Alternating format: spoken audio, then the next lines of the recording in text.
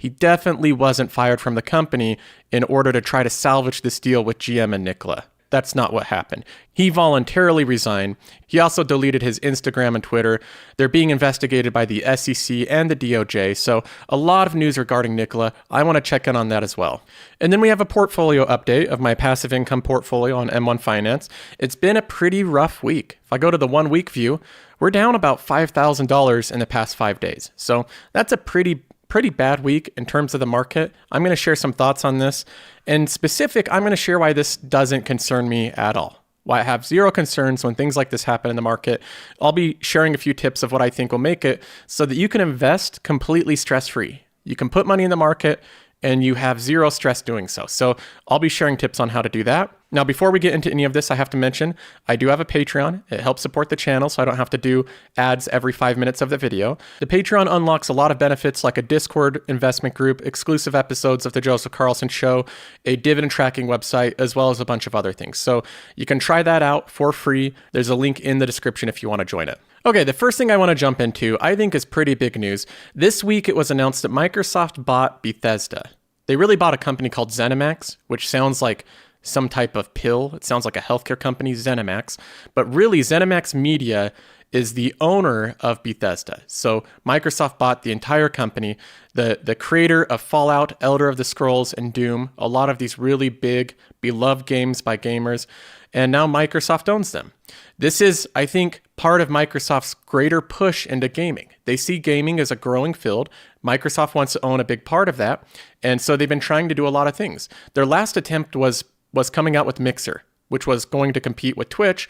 That didn't work out, so they made an attempt there. It didn't work out. They're doing the next thing now. They're buying different game-making companies, and I think that this is a really smart move. Microsoft will soon be releasing the Xbox Series X for $500. It's going to be the same price as the Sony PlayStation, and the big difference is that Microsoft is actually releasing, I think in terms of the specs, it's a more powerful machine than the Sony PlayStation. So it's more powerful, but the downside is the exclusive games for the Xbox are pretty weak compared to the exclusive games for the PlayStation. So the PlayStation has a big advantage. So Microsoft buying Bethesda, well, that changes things a little bit. Now they own a really big game studio. So this is definitely going to be something that helps out Xbox sales. So I think the big push for buying this was specifically to have great exclusive games. I think that was the reason they did it. Here is Phil Spencer. He's the head of Xbox at Microsoft, and he's asked a few questions about this acquisition.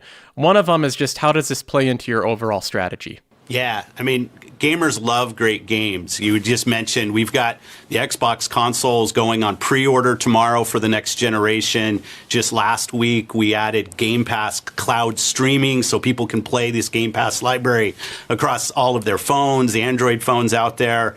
And then obviously Game Pass, which is the largest game content subscription out there, 15 million subscribers and growing. So getting to work with ZeniMax to bring their amazing collection of games to Game Pass is just an incredible opportunity for us. See what he does? He doesn't focus specifically on the Xbox. Microsoft's strategy is no longer to be completely device specific. They don't want to be just a gaming company for the Xbox or for just phones. They want to basically build out a cloud gaming platform and then have it so that you can play that on whatever type of device you want. The Xbox is offered as kind of a loss leader. They're basically building these $500 gaming machines that I think cost probably more than $500 to actually manufacture and distribute. And they're getting people into their ecosystem, so again, they can sell their services. There's a common theme among every great company right now. You might notice this. It's something I've tried to point out over and over again. The reason that I think Disney's multiple is going to expand. Subscription services. The reason that Netflix has done so well, subscription services. The reason that Amazon has done so well because of their Amazon Prime subscription service. Microsoft is a service-based company. They definitely want to do the same thing with gaming. This is their next push into doing that.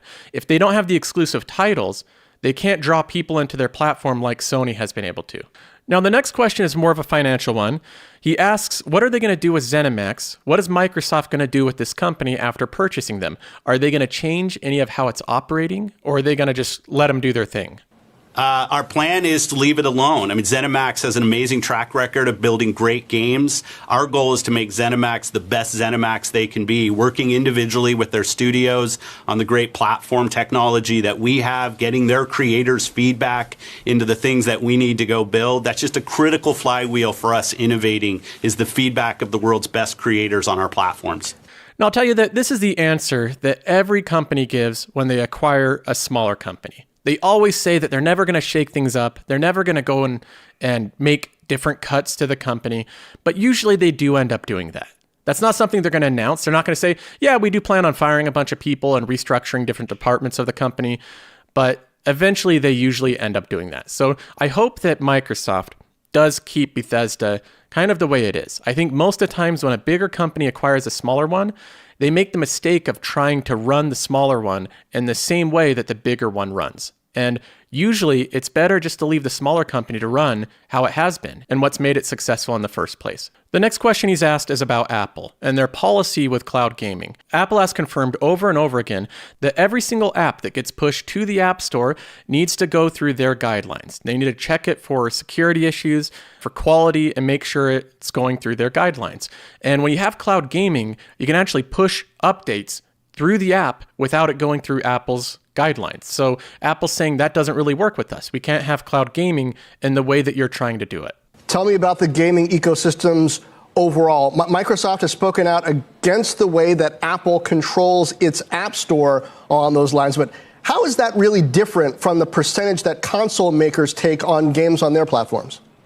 When you get large-scale general compute platforms like mobile phones, people should have access to the great content and services that are out there, and we remain committed to that. There are over 3 billion people who play video games today. Many of them play on phones, and we're committed to bringing Game Pass to all mobile phones out there, including Apple phones. We'll continue the conversations, and I'm sure we'll be able to get to some resolution. So there he gives kind of a generic answer. He really doesn't address what he was asked. He says, well, phones are generic use. They're more generic use than an Xbox, but that doesn't really address why Microsoft is okay charging people 30% to be on their device, and they're saying that Apple shouldn't be able to do the same thing, that Apple shouldn't be able to charge 30% to be on their device. Our biggest issue isn't a financial issue. Our biggest issue is that cloud game streaming apps are actually not allowed in the way that Game Pass is built for other platforms. So for us, this is about gamers having great access to the content from the creators they love on the devices they own. Play the games that you want with the community that you want to play on the devices that you have. That's our goal. So he says they're not worried about the 30% fee. In fact, Microsoft and Epic Games have completely different concerns about this. Epic Games is entirely focused on that 30% fee. They have some other asks as well. They want to be able to have their own, their own app store on Apple devices, but they're mostly worried about paying 30% to Apple. They say that that's anti-competitive. Microsoft doesn't really care about that 30% fee. I'm sure they do a little, but their biggest focus is getting cloud gaming in the way that they imagine it on the iPhone, which Apple's currently saying that doesn't really work with how we vet our apps. Now, I have Microsoft as one of my 4 tech companies. Microsoft is a pretty good dividend tech company. If you're looking for a company that has substantial growth, it's in the tech sphere, and it's a dividend payer, Microsoft is a very good one that fits within that mold. Over the last 10 years, Microsoft has had a 14.6% compound annual growth rate with their dividend.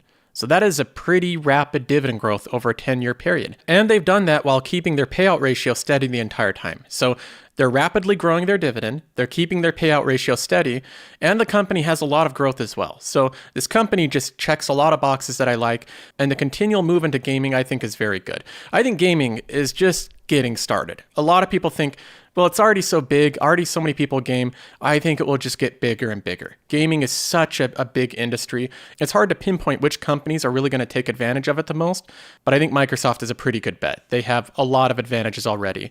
This $7.5 billion, in my opinion, is money very well spent. I think that they'll get a very good return on that. I'm glad that Microsoft did deals like this rather than doing the TikTok deal, because I think with that deal, they may have overpaid for something that may have not fit well with the company. But this deal I'm very happy about. It makes me more bullish on Microsoft.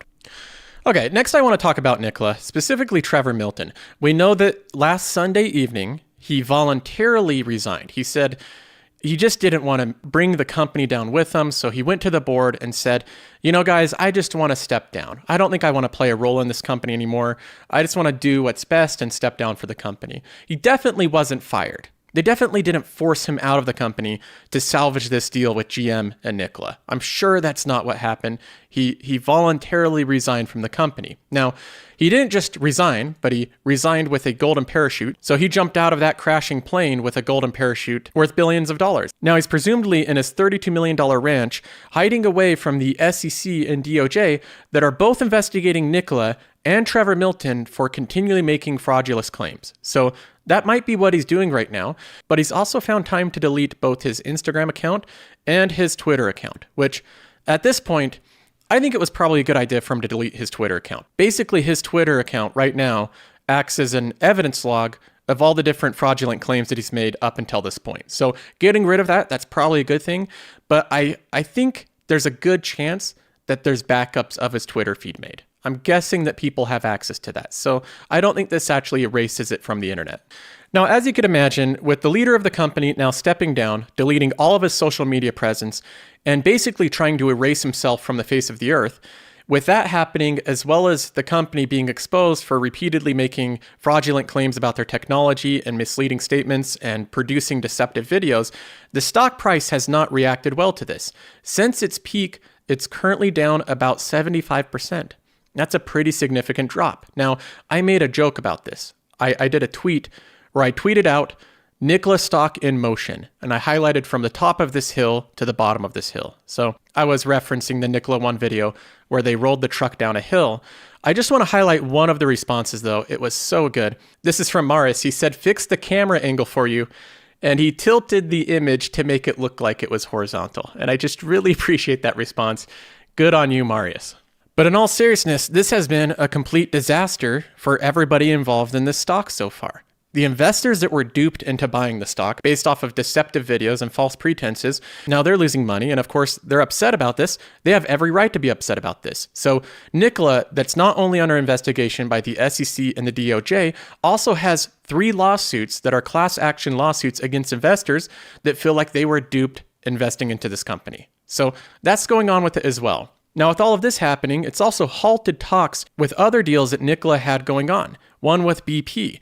BP was in talks with helping Nikola form these hydrogen refueling stations, and that deal is getting close to being scrapped at this point. So this has been an unmitigated disaster. And even with all of this news, there's still one company holding Nikola together at this point. There's one last thread that's holding Nikola together, and it's GM. GM has been very stubborn in admitting that they got into this deal without doing the proper research. From Bloomberg, it notes that GM has lots of lawyers, accountants, managers, analysts, and engineers. And basically, they have all these smart people working at this company.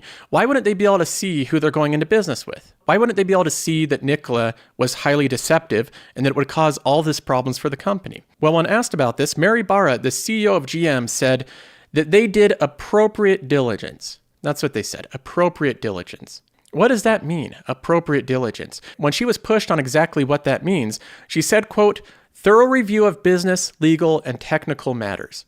That's what she said, a thorough review of the legal, technical, and business matters. Okay, so my question for Mary Barra would be, did you know that Nikola 1 video was bogus? Did you know that before the Hindenburg report? I'm assuming that GM didn't have a clue. I know they have lots of smart engineers and analysts and researchers, but that's what deception does. It deceives people that are even smart people. That video was highly deceptive.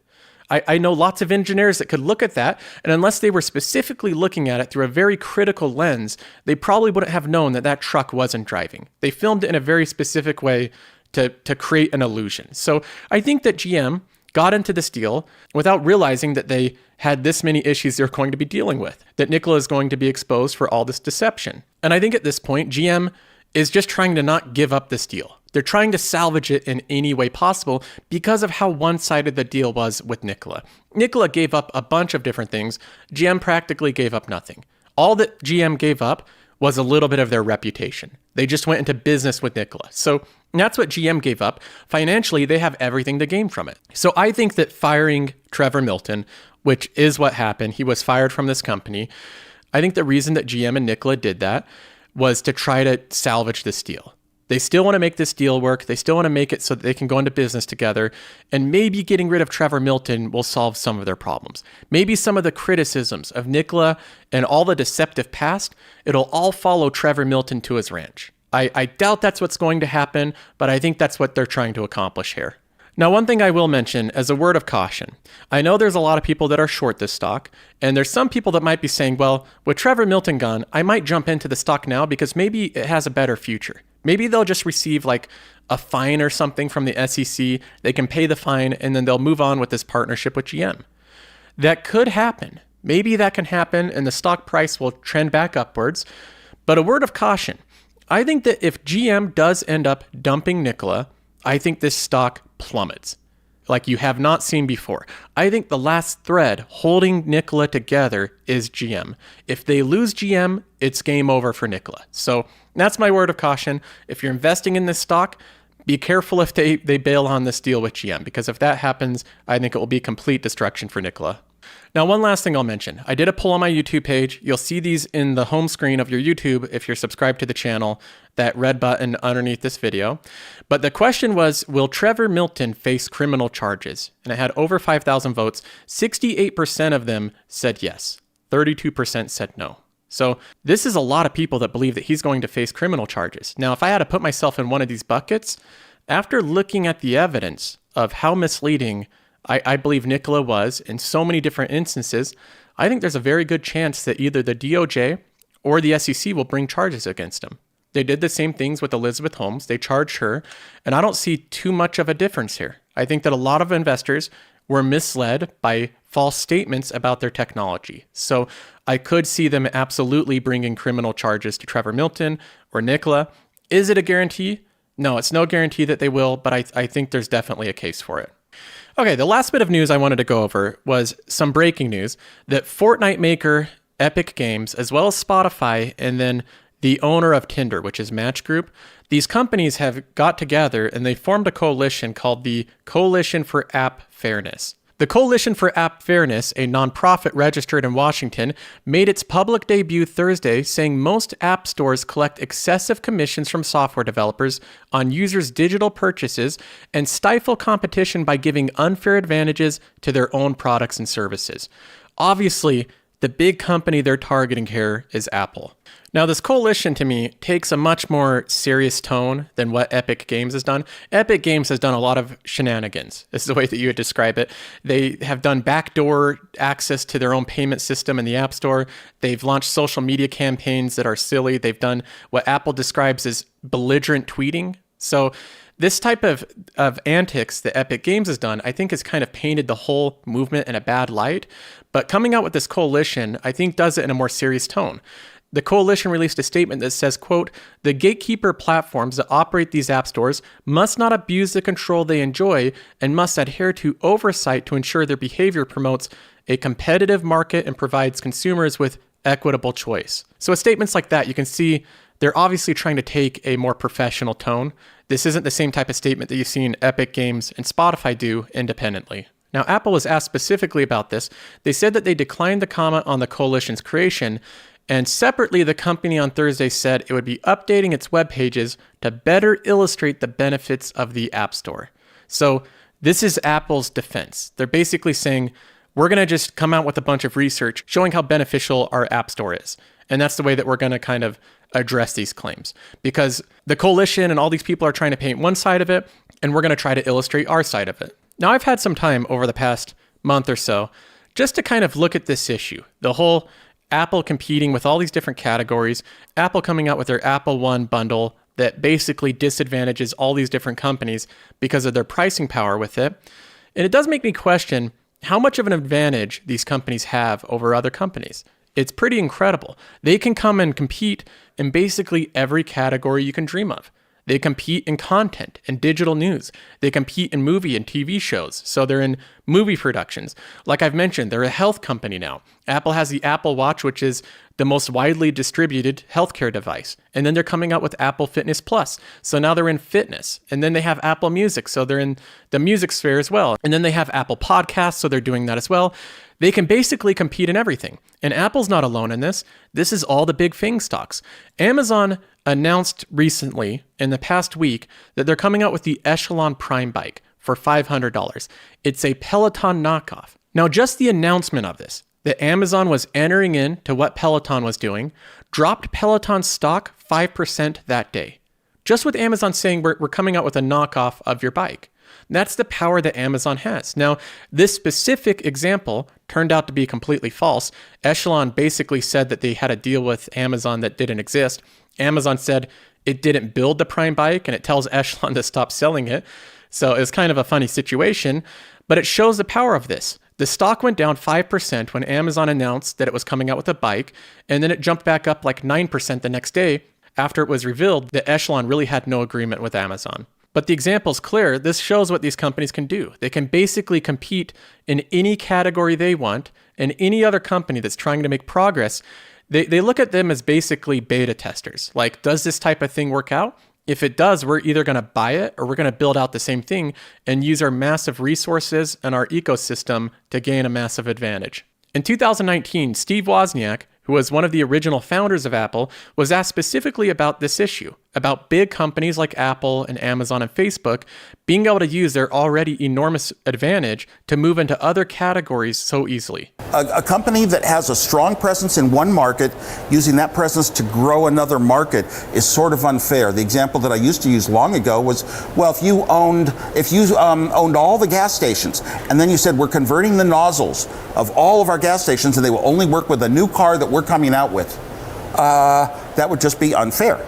That would be, using your power in one market to subsume another. And we see this all over the place. I mean, just apps that come standard with products like phones, do that to an extent. So I think that's a fair example. If somebody owned all the gas stations and then they created a proprietary, unique nozzle that only worked with a car that they're also releasing, that would be pretty unfair. I think regulators would go after that very quickly. But you have Apple coming out with Apple Music that uniquely works with Apple Fitness Plus. So those are kind of coupled together. And then they bundle all their services together, and they make them so that they're more heavily integrated with their products than other third-party software. And it's very difficult for other companies to compete with. It's also more nuanced and complicated to the point where Congress has a difficult time even understanding what's going on and how many advantages that Apple has. So at this point, it's too early to tell if Apple's going to receive any type of government intervention or regulation, but I think they eventually will. I think Apple's so big and so powerful that the government's going to be forced to step in at some point or another. It's only a matter of time. But even so, that doesn't concern me. I think Apple will find ways to make a lot of money, even if the government does come in and do some type of regulation. The stock has been trading down. It's about 18% down from its high. I bought Apple at an average price of $90 per share. So that's my average price on it. I'm still up like 21%. At one point, I was up 48%. So that was when it hit the high. Right now, I'm up 21%. I still am very bullish on this stock long term. I think that Apple's going to do really good long term. If there is any government intervention, we'll see how that affects the stock. But right now, Apple's holding their ground. Okay, time for a portfolio update before I jump into questions. This is my passive income portfolio. It's on a brokerage called M1 Finance that you can sign up for. There's a link in the description. There's also a link to be able to view all my holdings and the current allocation of the portfolio. So I have that updated. There's a link in the description if you want to look at that. I want to go over the last week or so because my gains have gone down quite a bit, as I'm sure most people have, as the market has gone down a lot. September has not been a good month for the market. Now, at one point, we were about $16,000 in the green. Right now, we're just hovering around $8,000 in the green, which means over the past week, it's dropped $4,300. And then over the past month, it's dropped $6,800. So a lot of losses over the past month. I want to just explain real briefly why I'm not concerned about this at all. Okay, so I have no stress about this, no anxiety. It doesn't concern me. The market could continue to go down and down and down, and it wouldn't be something I'm concerned about. And there's a couple reasons why. The first reason of why I'm not concerned at all when we have market sell-offs is because I have a savings. That is the most basic reason why. I have a savings. If the market sells off, so what? It doesn't change my life at all. It just means I have to wait it out a little bit longer. So if the portfolio enters into the red or if some of these companies sell off, it doesn't really matter. I have a savings. If I lose my job or something like that happens, it doesn't really matter because I have a savings. So the first thing I recommend, if you're having stress investing, if you're stressing out about losing money in the market, build up a savings. You should be building up your investments and your savings. There's people like Dave Ramsey that recommend like 3 months of savings, and I think that's a pretty good recommendation. So that's the thing number one, build up a savings. The second reason why I can invest stress-free, regardless of what the market is doing, is because I'm not using leverage. Leverage is when you use margin to invest in. So when you're taking a loan, you're basically taking someone else's money and you're throwing that into the stock market, trying to make money with their money. That's one form of leverage. Another is using call options and puts, different tools like that introduce a lot more risk and they introduce a lot bigger potential to lose money. There's a recent survey that 43% of retail investors are trading with leverage. 43%. I think this is a mistake for almost everybody that's using leverage.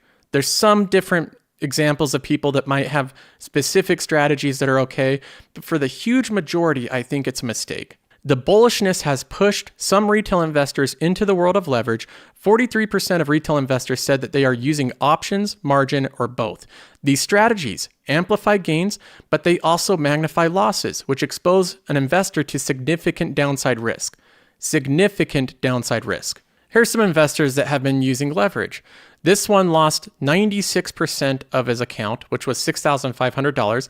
He said that he was doing really good until September started. Because the market started to trend downwards, he was using leverage, so he lost basically his entire account. Here's an account of someone that did call options on Tesla's battery day. He lost $97,000 in one day because of that trade. Here's another user that bet, again, call options on Tesla's battery day.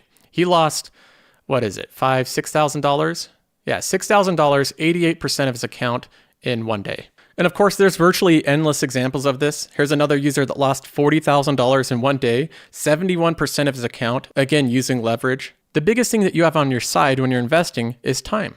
If companies go down in price, like we're seeing over the past 2 weeks, if you're just invested with your own money, you can wait it out. You have time on your side. That's a huge benefit.